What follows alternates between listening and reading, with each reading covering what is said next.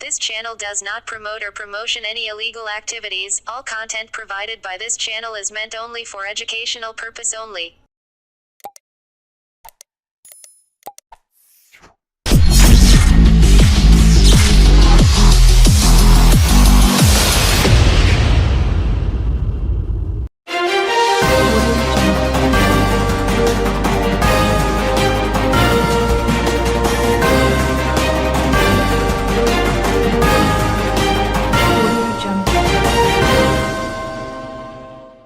উত্তরপাড়ায় CC camera চুরিতে ভীত ব্যবসায়ীরা, বড় কিছু ঘটার আশঙ্কা।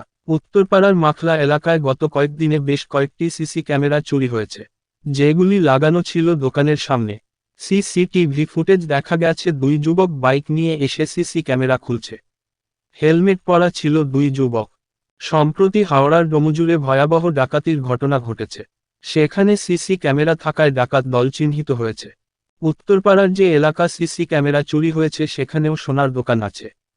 জেকে স্ট্রিটের সোনার দোকানদার মানিক পোদ্দার বলেন, আমার সোনার দোকানের পাশের তিনটে দোকানের সিসি ক্যামেরা চুরি হয়েছে। রাস্তার দিকে তাক করে রাখা সেই সব ক্যামেরা, পরপর সোনার দোকানে ডাকাতি হচ্ছে, খুব আতঙ্কে আছি। পুলিশ প্রশাসন ব্যবস্থা নিক। একটি ইলেকট্রনিক্সের দোকানদার বিজয় দাস বলেন, রাত 2:30 নাগাদ এই চুরি হয়েছে। আমরা দোকানের ফুটেজ পরীক্ষা করে দেখতে পাই দুটি ছেলে বাইক নিয়ে আসে। আমাদের দোকানের আগের একটি দোকানে সিসি ক্যামেরা খুলে নেয়, আমাদের দোকানের দুটো ক্যামেরা ভেঙে নেয়। এই রাস্তা থেকে রেলগেট পর্যন্ত কয়েকটি দোকানে একইভাবে চুরি হয়েছে।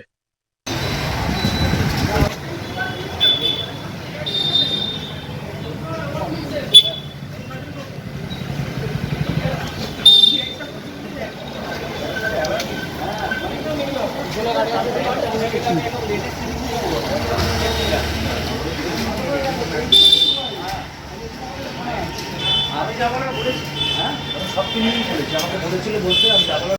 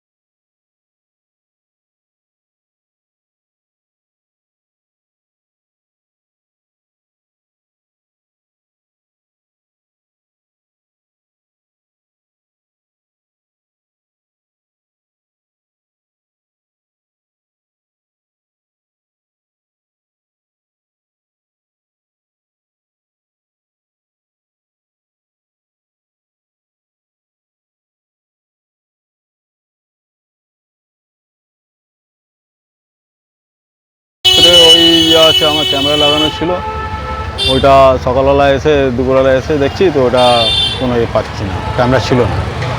এবার সামনে সোনা দোকান আছে, আমার তো বেডিং দোকান, এই আশেপাশে দোকান, এইসব আমার তো মধ্যমে আছি। এবার কিছু হয়ে গেলে তো আমাদের তো খুব বিপদে। কতটা আতঙ্কিত আপনারা? আতঙ্কিত অনেকেই আছে। কি কারণে এই ধরনের কাজ হয়েছে কী করে বলা যায়, তো আমরা তো বলতে পারছি না। ওদের কোনো হবে, পুলিশকে জানিয়েছে? পুলিশকে এখন আমি জানানি। কি চাইছেন এখন আপনি? ধরা পড়ুক এইসব লোক। কতদিন ধরে এখানে ব্যবসা করছে? আমার হয়তো 25 বছর হয়ে গেছে। এর আগে কোনোদিন এই ধরনের ঘটনা? না, কোনো ঘটনা। তো দেখুন, আমরা তো রাত্রিবেলা চলে যাই 9:30 10টা নাগাদ, তারপরে রাত্রেবেলা কি আমরা তো দেখতে পাই। কারণ এমন একটা সময় হয়েছে যে সময়টা আমরা কেউ ছিলাম না, সবাই যে যার মতো বাড়িতে ছিলাম। যখন সকালে এসে যখন আমরা আমাদের সিস্টেমে দেখি যে একটা ক্যামেরা চলছে না, আমরা অতটা নজর দিইনি, ভেবেছিলাম হয়তো কোনো কিছু কানেকশান প্রবলেম। এবার যখন দুপুরে নাগাদ 12টা 1টার পর যখন আমরা এটাকে যাচাই করার চেষ্টা করি, চেক করি, তখন দেখি ক্যামেরাটা ওখানে নেই।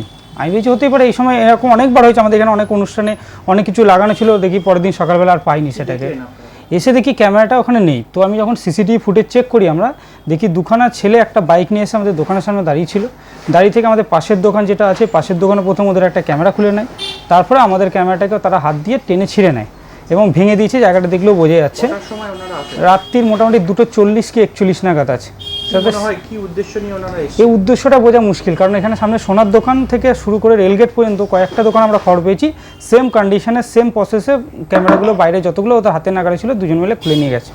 তাদের কাছে আমাদের যা ফুটেজ আছে তাদের ফেস টেস পুরোপুরি আসছে। আমরা উত্তরপাড়া থানাতে একটা অফিসারকে জানানো হয়েছে, কালকে আমরা যাবো, গিয়ে একটু লিখিতভাবে জানানো হবে, তারপরে দেখা যাক ওনারা কি স্টেপ নিতে। অবশ্যই আমরা তো একটা ভয় পেয়ে আছি যে কখন কি ঘটনা ঘটে যেতে পারে, কারণ আমাদের যেমন স্টক থাকে প্লাস হচ্ছে আমাদের চিন্তা হচ্ছে যে সবই বেশিরভাগই বাইরের লোকের মাল বা কাস্টমারের মাল, কোনো কিছু হয়ে গেলে তো প্রথমত আমাদেরই দিতে হবে হ্যারাসমেন্টটা। এরকম অনেক কিছু সমস্যা আছে যেগুলো জানি না ভবিষ্যতে কী হবে, হয়তো বড় কিছু একটা আছে, না হলে বড় কিছু চক্রান্ত না থাকলে নর্মালি এইসব দোকানে যেগুলো ক্যামেরা ভাঙা হয়েছে শুধু ক্যামেরা ভেঙে নিয়ে তো এরকম কিছু করতে হবে না, কারণ আশেপাশে ওপরেও অনেকগুলো ক্যামেরা ছিল সেইগুলো ওরাকে সেইভাবে কিছু নজর দেয়নি।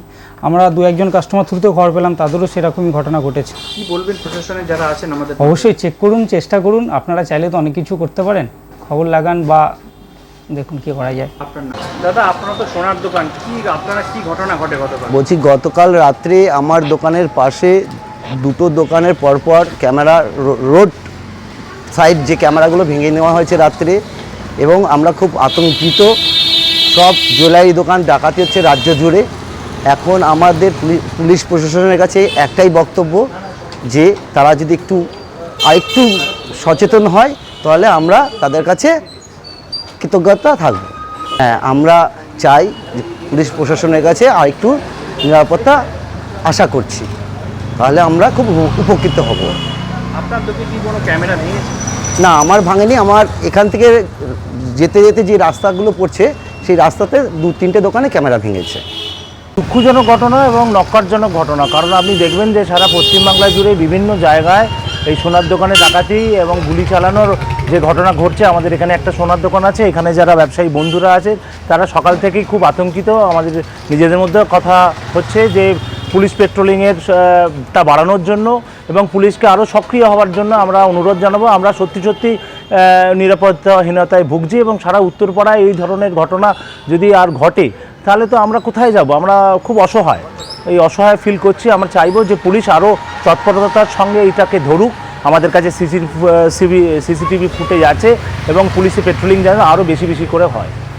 একদম ঠিকই বলেছেন, এটা একটা বড় পরিকল্পনা আগে থেকে র্যাকি করছে এবং এই পরিকল্পনাটা ওরা সাকসেস করার জন্য আগে থেকে এরা দেখে নিচ্ছে, রুট ম্যাপ তৈরি করে নিচ্ছে, যাতে হচ্ছে যে ওরা কোনো ঘটনা ঘটিয়ে দিয়ে পালিয়ে যেতে পারে। এবং এটা সত্যি যে এখানে আপনি দেখেছেন যে এই দুটো তালা একটা শাটারের চাবির ওপরে নির্ভর করে এই দোকানদাররা এত টাকার মাল এখানে রেখে দিয়েছে।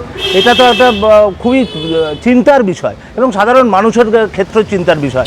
যেখানে যেখানে এই ঘটনা ওরা ঘটাবে সেখানে তো দোকানদারদের ওপর অত্যাচার হবে বা গুলি চলবে তা না, সাধারণ মানুষেরও ক্ষতি হতে পারে। সেই কারণের জন্য বলবো যে পুলিশ প্রশাসনকে আরও সক্রিয় হওয়ার জন্য। বিষয়টা হলো যে আমরা ব্যবসায়ী বন্ধুদের বলেছি যে কমপ্লেনটা করার জন্য, হয়তো ওনাদের কাছে এখনও সঠিকভাবে খবর যায়নি, তবে আমি ওনাদের অনুরোধ করব ব্যবসায়ী বন্ধুদের যত তাড়াতাড়ি সম্ভব অ্যাপ্লিকেশান নিয়ে গিয়ে ওনাদের কমপ্লেনটা জানানো এবং তার পরবর্তী অবস্থায় যেন পুলিশ সক্রিয় ভূমিকা গ্রহণ করে, এটাই আমার কাছে কাম্য, এটাই আমি চাইবো সাধারণ মানুষ হিসেবে। গত 1 বছরে কেন আপনি বলছেন, 2022 থেকে দেখুন অনেকগুলো ঘটনা ঘটেছে কিন্তু এখনও লোক ধরা পড়ে না। আমাদের একটা রাজ্য নেত্রী মহিলা 65 ইয়ার ওল্ড, ওর উপরে অ্যাটাক হলো, আজ পর্যন্ত কেউ ধরা পড়েনি। একটা ডিম ব্যবসায়ীর উপর গুলি চললো, কেউ ধরা পড়েনি। এই সারদাপল্লিতে 2-3টে বড় বড় ডাকাতি হলো, কেউ ধরা পড়েনি।